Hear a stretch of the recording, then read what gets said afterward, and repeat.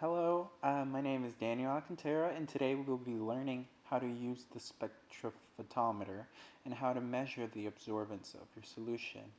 The spectrophotometer allows you to analyze the solutions which you have prepared, and in today's experiment, we created 3 different serial dilutions of copperamine. You will then compare the absorbance data that you get from the spectrophotometer to the serial diluted concentrations that we will calculate to determine the relationship between them. So before we start, we will talk about safety. Like always, you must wear goggles at all times, especially when dealing with chemicals. Once you have your dilutions made, you will then put each solution in the cuvette. In this video example, my partner is putting the first dilution in the first cuvette. Be very careful to not overfill the cuvette over the line, and this is why my partner is using a pipette, so he can control how little he can put to be as close as the line as he can be. Then you also repeat the process with the second dilution.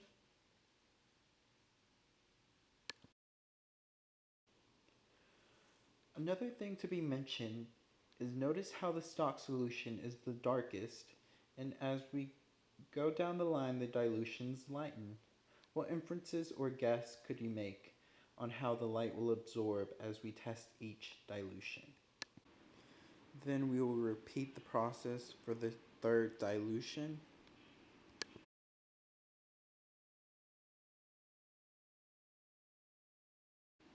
Also, don't forget to put your stock solution in a cuvette, and you will also need just plain water in a cuvette to zero out your spectrophotometer. And always make sure to dispose of chemicals properly. Once in the spectrophotometer room, you will want to clean the 2 sides of the cuvette that will be used in the spectrophotometer with the chem wipe. As you can see in the video, there is a little triangle. Then you will insert the blank cuvette into the spectrometer where the triangles are facing horizontally, and close the door.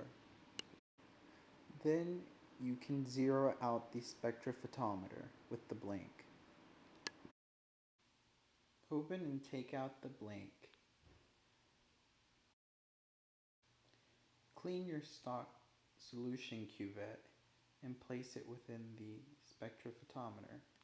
And then we will scan across all wavelengths to see where the absorption will be its maximum.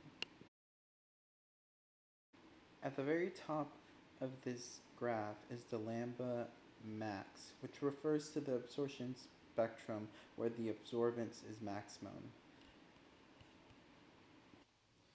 Generally, molecules will absorb wavelengths around the lambda max, and it acts as a parameter to compare the absorption range of different molecules or dilutions in this case. And that is why we will read the rest of the dilutions in the lambda max wavelength. Then we will clean another cuvette of a different dilution and put it in the spectrophotometer and close it. We will then read it at the wavelength of the lambda max and record our data. Then repeat the process again with the second dilution, and then again with our third dilution. Make sure to collect all your data in your notebook. Be very specific about how you write it. And make sure to clean your station and your cuvettes. From the graph shown below, the Beer-Lambda law is shown, and it states that the quantity of light absorbed by a substance dissolved in a solvent is proportional to the concentration of a substance and the path length of the light through the solution. Thank you for watching.